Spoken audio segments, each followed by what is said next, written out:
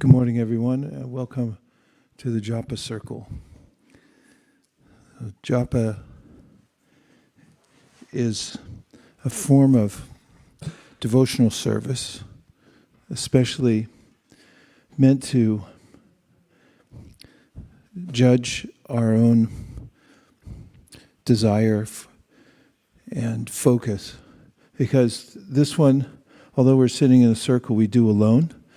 Therefore, we have to take responsibility for where we're placing our attention. And the system of japa is age-old. The system of chanting the sacred names of God has been there since the beginning of time. And this kind of meditation is extremely powerful because the names and the mantra itself brings a powerful energy to us. In scientific terms, it's called excitation. There's a way in which when you put an entity of higher energy next to one of lower energy, the one of higher energy tends to lift up the one of lower energy, just like if you have tuning forks and you hit one of them and then you stop it, the other one will continue to vibrate because it's picked up the energy. So these energies are described by Chaitanya Mahaprabhu, who taught about the chanting process as being the most important in the practice of bhakti yoga. And he described how the name itself has its own spiritual power. That is our original conscious source, Krishna, who's sometimes called love personified. He's the origin of everything, and he's the object of meditation. He's available through his names. We're kind of available through our names also, right? Somebody asks you, did you get his name? Like, no, I forgot. Or if you got somebody's name, then there's a way that you can connect with them. So the metaphysical process begins with the tongue, and simply by repeating the names and then using our own free will to concentrate on the sound vibration is the simple process of japa, but it's very profound. Chaitanya Mahaprabhu, who brought this process of bhakti yoga to the modern world 500 years ago, describes how just by the process of chanting, and he puts it poetically, he says, Bhava Maha Davagni Nirvapanam, one can extinguish the forest fire of material life. What do you think he meant by forest fire of material life? Does anybody ever get a burning sensation from the world? He described how the ways in which we interact with the world tends to cause a burning sensation. Like if you've ever had love and then lost it and then felt burned, maybe for a day or a week or a year or 10 years or for a lifetime. All those things that we cherish in this world tend to slip through our fingers, and then there's a sense of burning. So this is called the Bhava Maha Davagni, means forest fire. So he said, in order to extinguish a forest fire, you need more than a bucket of water. You have to have clouds that come and they pour rain down. So he described this chanting of the Maha Mantra as the pouring of soothing rain upon the forest fire that burns within our hearts. There's qualities such as lust, which never satisfies, and greed, which by definition doesn't satisfy, because it means no matter how much you have, you want more. And the lower qualities that impel us to try to extend ourselves into the world and try to get comfortable here, but we always get burned. He said you can have relief from that by the repetition of the mantra, which is no ordinary sound. It's imported from the spiritual world. And someone say, well, how can that be? There are lots of philosophical points about sound, even nowadays in the field of science. We can look at the world as vibrational, and every realm is defined by its specific vibration. So the sound from the Mahamantra, one has to study, but also one can experience for oneself. So the repetition of the mantra is simple enough. There's only 3 words. Hare, please say. One of the names of Krishna is Hari, which means that one who takes away all our miseries and removes all obstacles. Hare is a vocative form of calling out. It's like people nowadays, if you walk by any high school campus and you see a group of students standing on the corner, you'll hear when you walk by, oh my God, oh my God, oh my God. So this is vocative, means you're just calling out. So Hare also means the feminine energy of the Lord, who's very compassionate, who nurtures us. Say Hare one more time. Hare. Krishna, you may have heard the word charisma. Say charisma. Now say Krishna. Say charisma twice. Say it 3 times. Charisma, charisma, charisma. It's a very similar word in that charisma means there's a natural, attractive feature. If somebody has charisma, you go, oh my God, who is that? You're just naturally attracted. So Krishna in Sanskrit means the attractor, the one who pulls our attention. And everything vies for our attention in this world. We're looking for something where we can place our attention where we'll feel satisfied. Scrolling doesn't do it. It's already been tested. Too much. It doesn't do it. So meditation is what does it, but we have to meditate on the right object. So Krishna is the complete whole and the source of everything and the source of all attraction.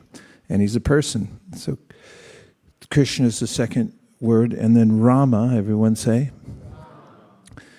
Rama means the kind of happiness that you can only get from within, from the source of all happiness, which is the source of all happiness is called Rama.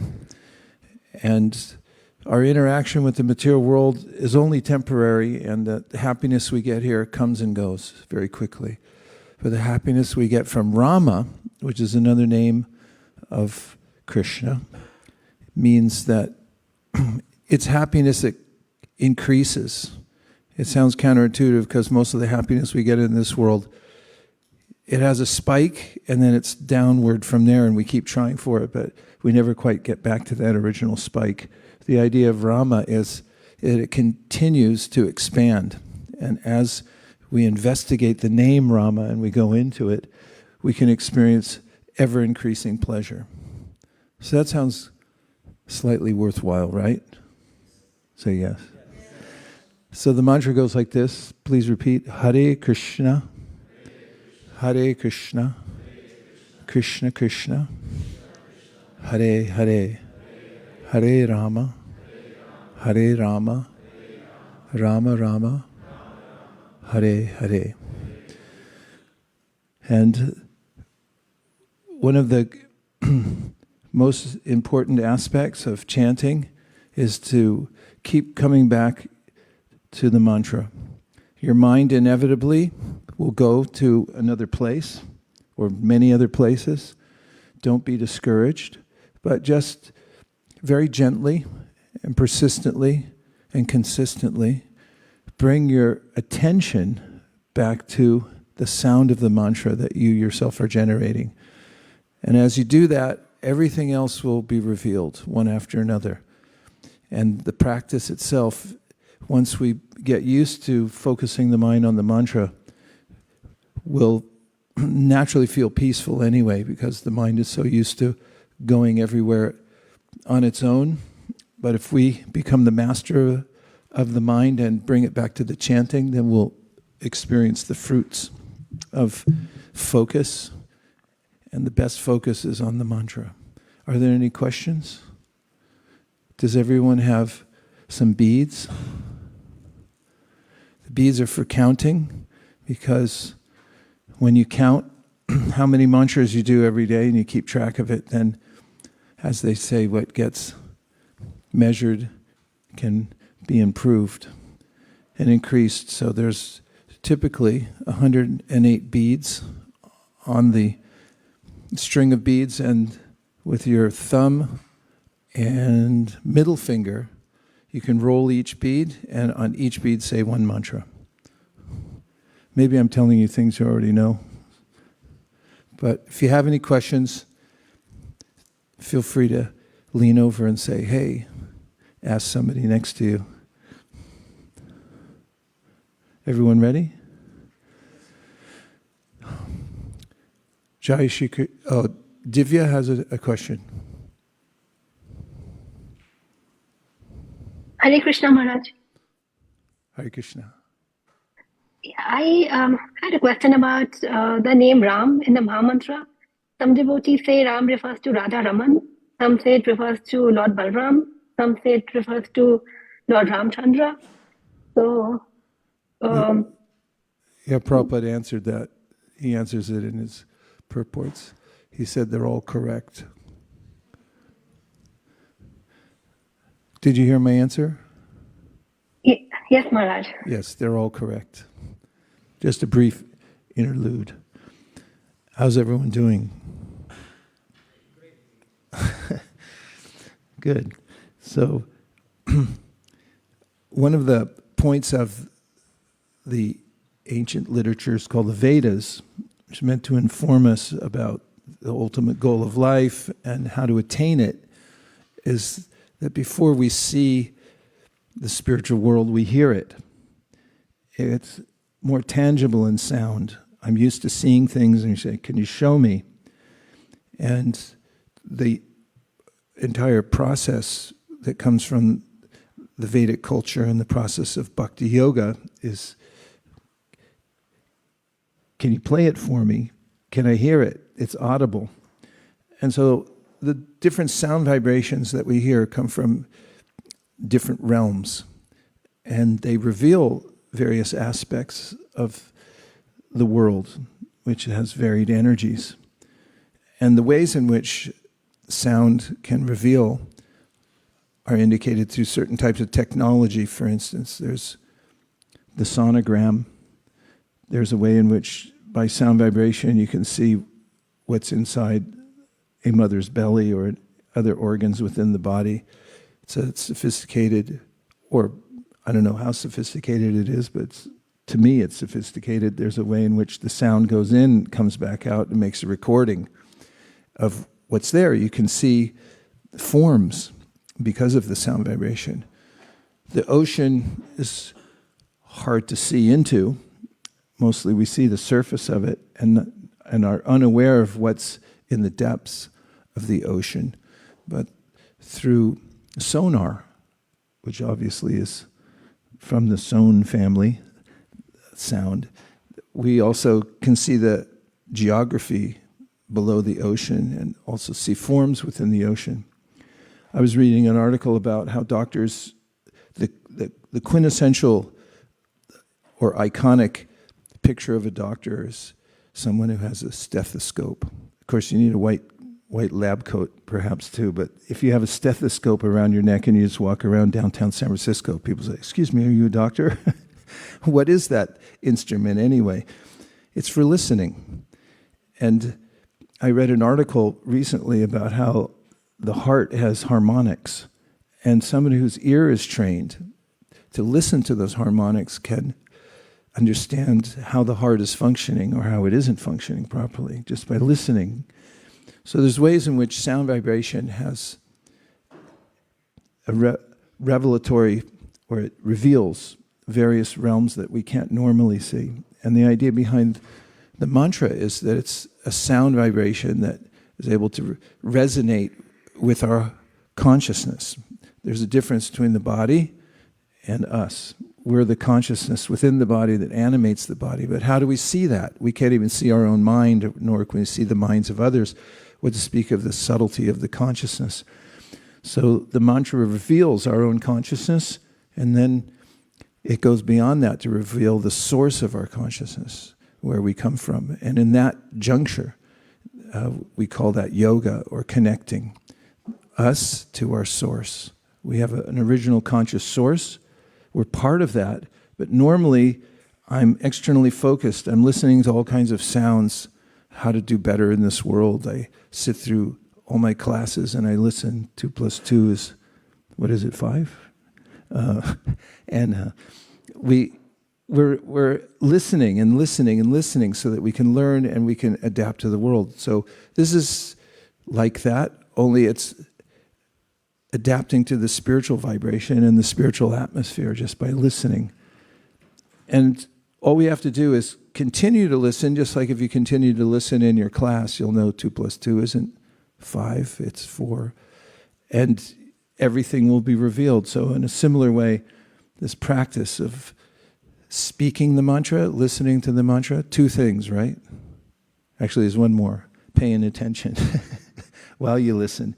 That's really important because it's possible to do it and then think of something else, which is compared to going to the gym and you think, it's a good idea to exercise, but I don't want to lift any weights because that takes a lot of work. So you just move your arms like this. So when we chant, the heavy lifting means keep bringing your attention, your awareness back to the mantra again and again and again. Anybody have anything to share so far from your chanting this morning? Comfortable, uncomfortable, happy, unhappy, restless, peaceful?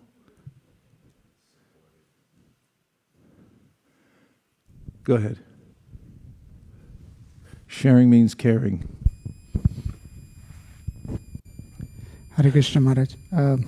But I feel there's a lot of, I notice the difference when I am chanting by myself, and then when we are in the assembly here, I see there is a energy, positive energy, and then when you're in the like-minded people, the mind is much easier to be tamed. By myself, it is a bit hard. Yeah, this is one of the main and important point in Bhakti Yoga. It's a team sport. If you have one stick, you can easily break it. If you have many sticks, it's very hard to break. So when we associate with others who are doing the practice and we stay close to the herd, then we don't get picked off by our minds. It pulls us out. Who else? Any other thoughts, revelations? How do you feel being here? What's it like? Yes? We'll give you a mic, because everyone online wants to. Give her a mic, please. There you go. We'll bring it to you. It's full service operation. Hi.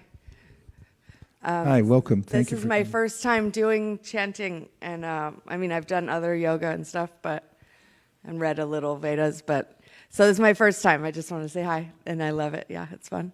What's your name? Lindsay. Lindsay, thank you very much. Haribol. Welcome, first time. Okay, anyone else? One more? Yes.